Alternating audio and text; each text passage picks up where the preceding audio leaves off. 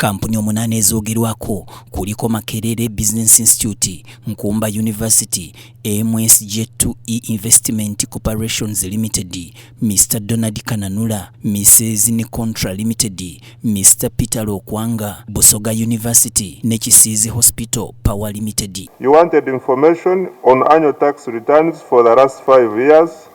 The returns available are 2020, 2021, 22 and 23.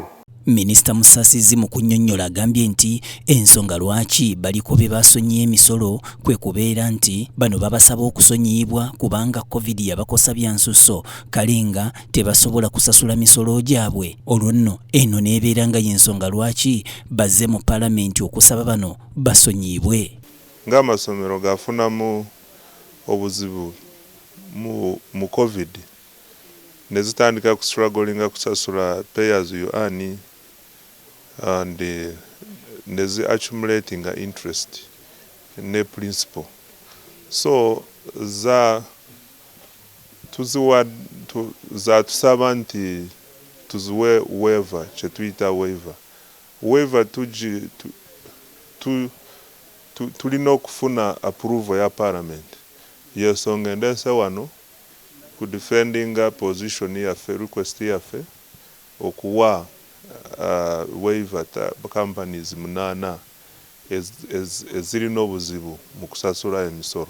Omubaka Ssemujjunganda yennyamidde olwa Minisita Kasaija okuwandiikira Paalamenti nti waliwo amakampuni wamu n'abantu ba bulijjo abeetaaga okusonyiyibwa omusolo ate nga bano babadde nga bakola ssente. Mu abo mulimu kampani eya Jet2 ne bagamba nti eyo ezimba barracks e Kaweeweeta nawa nti naye balwawo gisasula kati tugisasulire omusolo kubanga ena interest.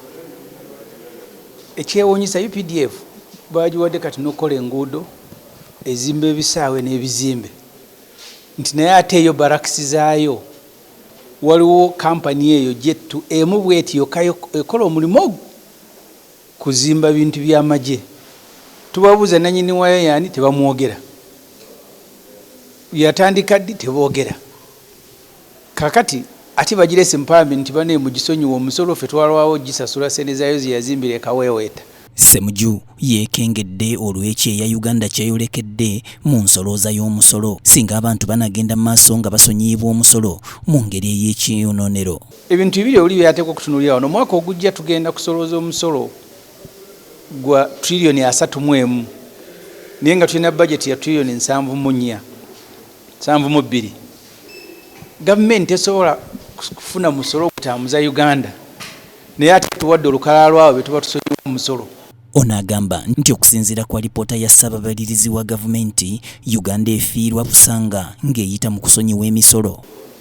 Bw'osoma lipooti ya Auditor General eyasembayo tuwa December 12, 2023, Auditor General ng'agamba nti Uganda yafiirwa ssente ezisukka trillioni namba mu kusonyiwa emisolo naye ng'abantu be basonyiwa emisolo ensonga ze baawa okufunira abantu emirimu okwongera ebyenfuna bya Uganda kwezi ensonga teriiyo n'emu gye baatuukiriza nga gamulekerawo okusonyiwa abantu emisolo. Y'omubaka w'ekibuga Mbale Karim Masaba akukkulumye olw'engeri abantu bano gye basonyiyibwamu emisolo etali nnuŋŋamu. Tugamba nti omuntu oyagalamu exempting emisolo kuba mulwadde. Abannayuganda bameka abalwadde eyo? Kumpi Uganda yonna kati awo jabba otusonyiwa emisolo kuba buli omu mulwadde. Abantu balina diabetes, balina cancer, balina ki. So eno si justification okuba nti owa omuntu exemption eno. Ogamba nti omuntu ali highly indebted. Ffenna tulina amabanja, buli omu astrugglinga n'amabanja okusasula. It's about financial discipline. Naye omuntu otugambye alina ebizimbe mu Kampala, Namirembe Road, William Street, naye ogambe nti bamubanja milioni 600 ali highly indebted.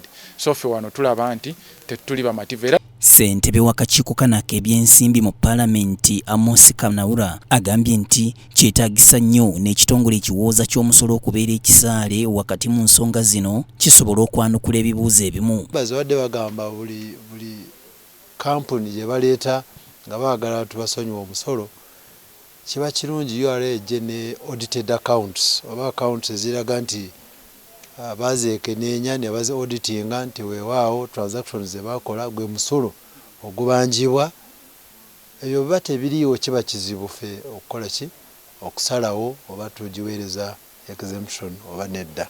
Omusolo y'entabiro y'enkulaakulana y'eggwanga era ng'eggwanga eritavaamu musolo mulungi mwana wattu enkulaakulana ebeera ya lusuluuju. Kinajjukirwa nti amakampuni mangi nnyo wamu n'abantu ssekinnoomu abaakosebwa ekirwadde kya COVID-19 wabula ng'omusolo baagenda mu maaso n'okugusasula. Naalongo Nakyeyune Rosie yakusakidde emboozi eno ku BTM TV Community Report.